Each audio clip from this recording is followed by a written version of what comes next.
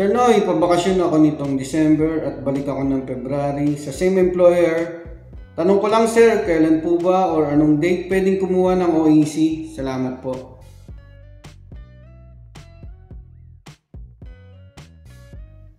Yo, what's up mga kabayan? Welcome back sa aking channel OFW Nonoy. Bale, sunod ko pong i-share na video is kung paano kumuha ng OEC exemption online. Ayan, sa mga first time na magbabakasyon at first timer na kukuha ng OEC exemption sa mga skilled worker. Yan, magkaiba po kasi yung mga kababayan nating kasambahay at saka yung mga domestic helper. Kasi bali OEC appointment po sila Bali sa mismong office po sila kukuha. And kukunan ko po ng OEC exemption yung kasamaan ko. Ni-recover ko nakaraan ng account.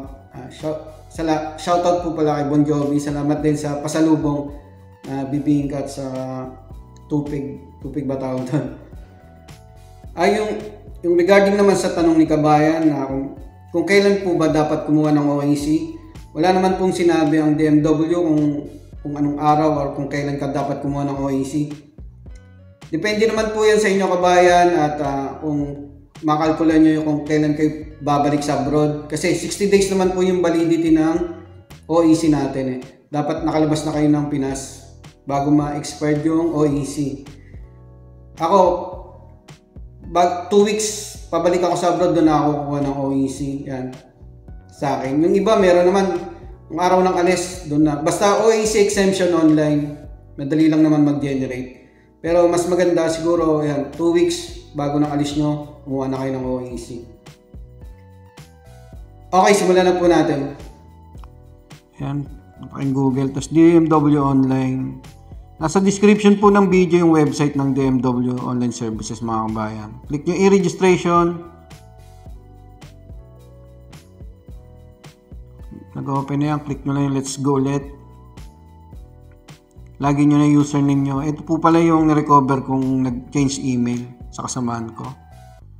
Kukunan ko na siya ng OEC. Click nyo na yung next. Password, tas login. Close nyo lang yan.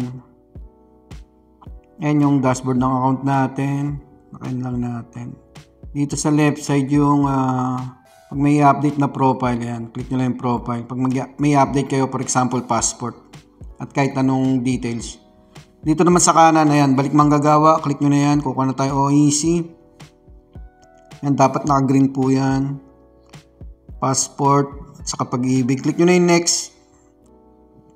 Tapos dito sa balik manggagawa, ayan, basahin nyo po yan, reminders po yan. Pag kukuha kayo ng OEC. Andiyan po yung guidelines. Dito naman sa date, i-input nyo pong date dyan yung pagbalik nyo na sa abroad mga kabayan. So yung gawin nyo pong tama, ayan, click nyo na yung set. Pag okay na, i-next nyo lang.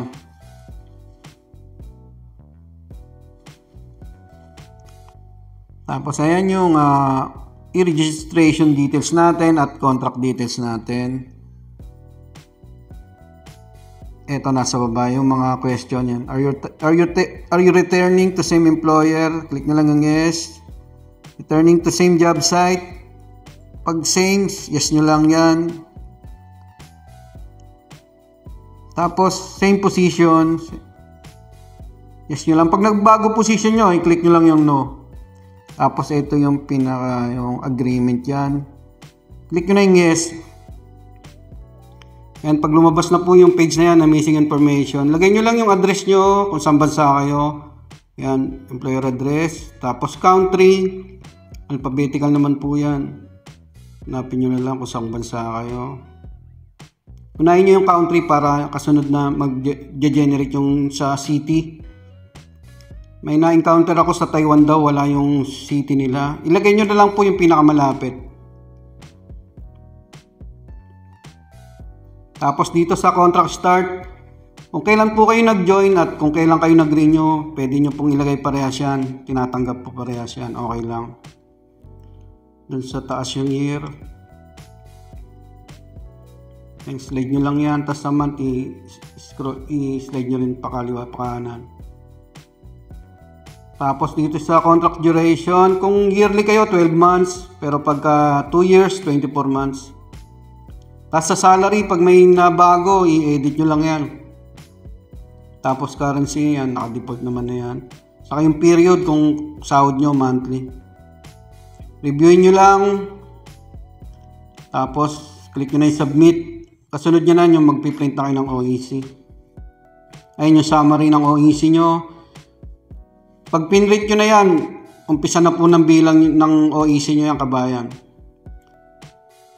Print OEC, click nyo yung pula.